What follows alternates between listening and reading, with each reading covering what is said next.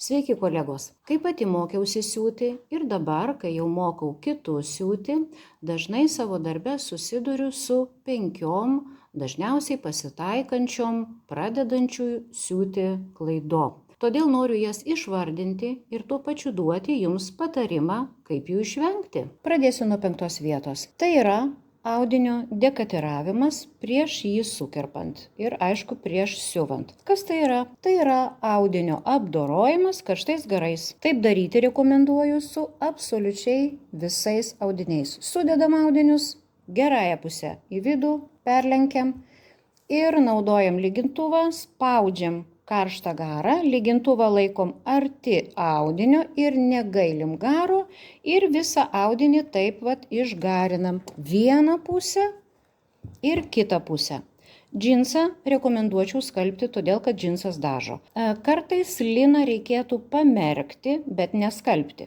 Neglamžykit lino. Kartais jį reikėtų pamerkti, kad jisai įmirktų, o po to išdžiovinti. Bet aišku, galima garinti, bet garo reikia daug. Taip daroma dėl to, kad jeigu audinyje yra natūralaus pluošto, jisai traukiasi nuo karščio ir nuo drėgmės. 4 vietą laimi tarp operacinis lyginimas. Kas tai yra? Tai reiškia, kai jūs susiuvote savo tiesią siūlę, jūs turite ją ir išlyginti, arba jeigu to reikalauja modelis, nulyginti į kažkurią tai pusę.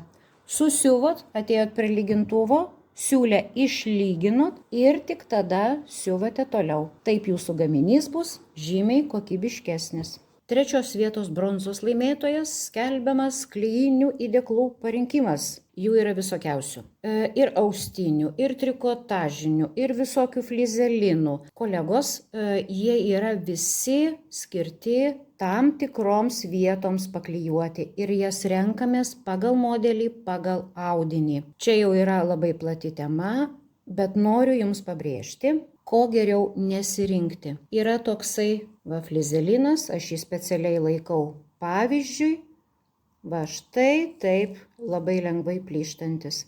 Taip jis yra pigus. Po keleto skalbimų, po keleto dėvėjimo sezonų jis tiesiog išdils ir tos detalės jau nebesustandins.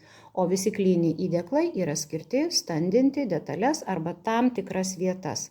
Be abejo, yra flizelininės juostos. Jos yra prasiūtos, platesnės, siauresnės. Taip, jos yra naudojamos masiniai gamyboje ir individualiam siuvime tam tikroms detalių vietoms sustandinti, sustiprinti, kad jos neišsitemptų, nesideformuotų. Tai šitas be abejo jas naudojam, tik tai reikia žinoti, kur ir kaip. Šiaip klijinių įdėklų pasirinkimas ir jų naudojimas yra labai plati tema. Jeigu jums bus įdomu, mes galėsime apie tai pakalbėti kitą kartą plačiau. 2 vietoje yra metmenų kryptis ant detalės ir kaip detalės yra dedamos ant audinio. Jūs turbūt jau pastebėjote, kad ant visų detalių, be išimties, yra pažymėtos rodiklių linijos. Jūs jas galite žymėti raudonai, mėlynai, bet kaip.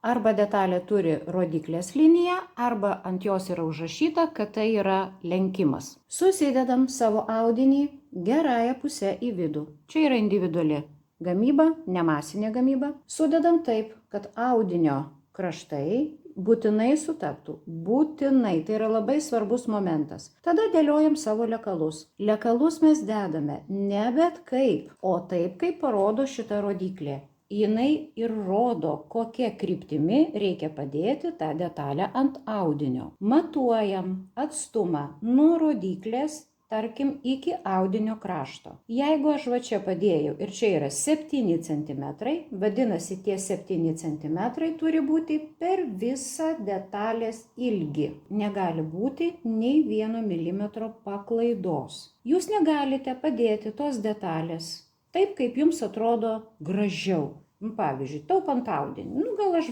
taip trupučiuką pasuksiu, ir kas, truputėlį jinai pasisuks. Jeigu jūs taip padėsite detalę, po to gaminyje susiuvus 2 detalės tarpusavyje ant šitos detalės, jūs matysite tokias labai nedidelės, bet gana žymes raukšles. Tiesiog ta detalė bandys atsistoti į savo teisingą padėtį.